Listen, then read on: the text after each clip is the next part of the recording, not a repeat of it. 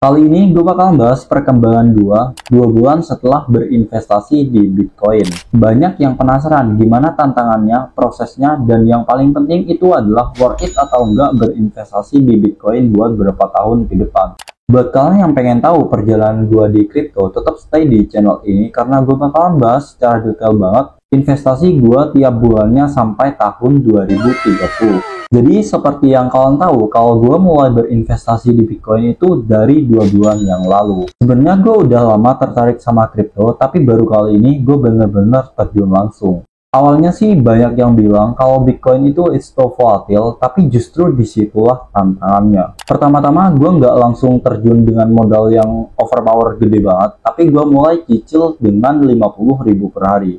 Apalagi gue itu tipe yang hold panjang, yaitu sampai tahun 2030. Waktu itu harga Bitcoin masih cukup stabil, yaitu di angka 800 jutaan per Bitcoinnya. Gue mulai dengan menyisihkan uang dari hasil jualan garam 2 untuk investasi di Bitcoin. Nominalnya nggak gede, tapi ini langkah yang aman buat pemula. Jadi saran gue buat kalian semua yang mau terjun ke dunia kripto, jangan langsung all in tabungan kalian semuanya itu ke kripto.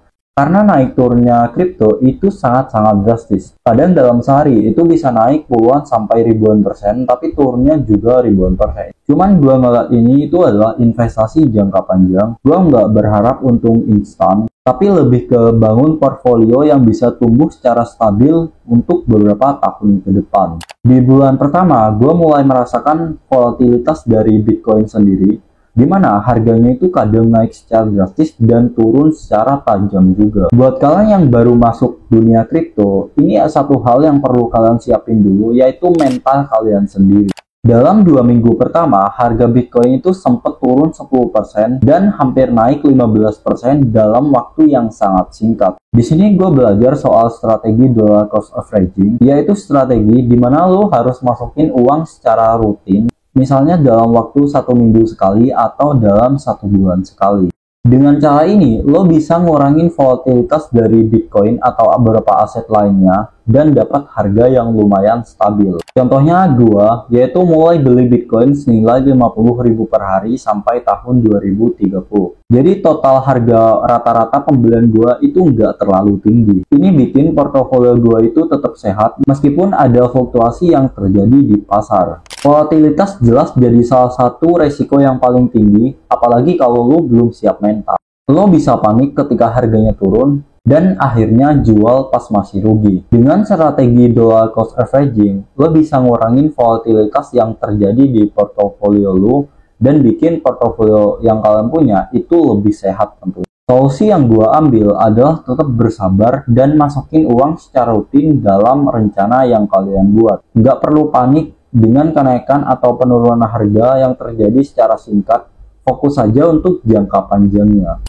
Masuk ke bulan kedua, gue itu udah mulai nyaman dengan fluktuasi harga. Artinya gue udah mulai beradaptasi dengan fluktuasi harga yang terjadi di pasar. Salah satu hal yang gue pelajarin itu adalah pentingnya kita harus disiplin. Gue ngeliat beberapa teman gue yang mulai panik ketika harganya turun secara drastis dan jual aset mereka secara rugi. Dan ini terjadi sama gua. Kemarin pas Iran menyerang Israel, itu kan terjadi guncangan di market.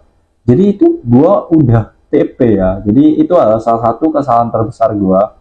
Rencana gua itu mau mainin kalau harganya itu tambah turun lagi, tapi entah kenapa recovery-nya itu cepet banget dan harganya bisa naik melejit sampai 1 miliar. Jadi gua udah ketinggalan satu kereta. Ini adalah pelajaran buat kalian, jangan tunggu harganya murah, tapi belilah ketika kalian punya uang.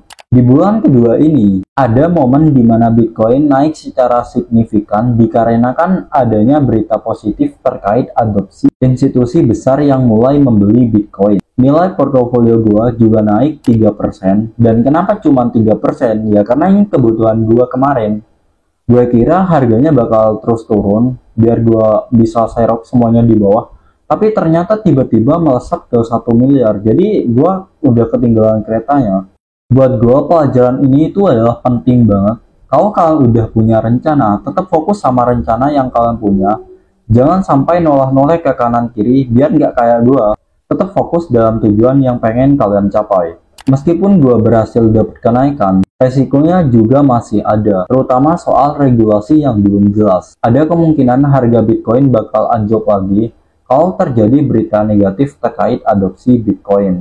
Tentu aja setelah 2 bulan berinvestasi di Bitcoin, gue juga semakin yakin soal potensi Bitcoin ke depannya. Gue mulai banyak melihat tren adopsi Bitcoin dari institusi besar seperti Tesla dan PayPal, sampai negara-negara yang mulai menjadikan Bitcoin sebagai legal tender. Ini yang bikin gue percaya kalau Bitcoin bakal memiliki masa depan yang cerah. Meskipun begitu, gue sadar kalau adopsi ini nggak bakal langsung cepat. Regulasi bakal jadi tantangan untuk tahun-tahun ke depannya. Negara-negara masih mencari cara untuk mengatur cryptocurrency dan bisa bikin fluktuasi harganya jadi makin tinggi. Pandangan gue soal Bitcoin ini bakal jadi emas versi digital di masa depan.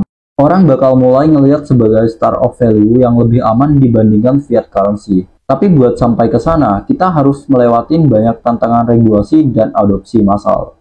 Selain regulasi, ada juga risiko dari segi teknologi. Meskipun Bitcoin udah terbukti aman, ada kemungkinan munculnya teknologi baru yang lebih canggih dan bisa menggantikan Bitcoin.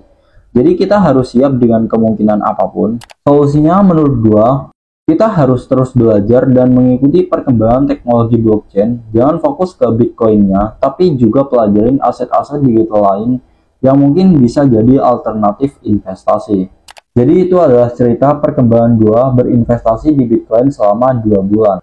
Meskipun fluktuatif, gue tetap yakin sama potensi jangka panjangnya. Kuncinya adalah tetap sabar, disiplin, dan jangan terpengaruh sama naik turunnya harga dalam waktu yang singkat. Semoga informasi yang gue sampaikan bisa membantu kalian, khususnya yang mau terjun ke dunia kripto.